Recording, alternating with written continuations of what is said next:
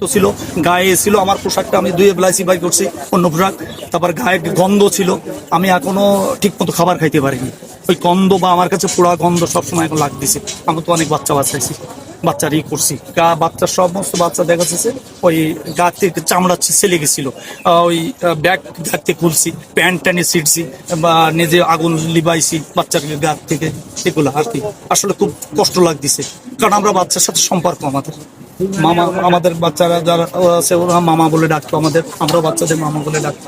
আসলে কষ্টদায়ক, এটা কষ্টদায়ক। আমার ছেলে মেয়েরাও পড়াশোনা করে এই করে, আসলে কষ্টদায়ক। স্যারকে কি বোঝাবো বা কাকে বোঝাবো? তা আমি মনে করি কর্তৃপক্ষ যদি করে এরা পুরনো বিমান যেন আর না চালায়। এটা তো পুরনো বিমান, আমার মনে হচ্ছে এটা পুরনো বিমান। কোন আমলের বিমান তা আল্লাহ মাহবুব জানে। তো টুকরো টুকরো বিমান, এগুলো আর জন্য না চালায় আমি মনে করি। কথা শুনলাম যে যার কাছে বিমান বাহিনীর লোক আসছিল, তারাও বলছে আসলে নাম বলতে পারবো না, ওরা বলছে পুরনো বিমান। কোন আমলের বিমান তাও জানি না, কত সালের বিমান তাও জানি না, তবে 40-45 বছর নাকি বয়স হয়ে গেছে এই বিমান।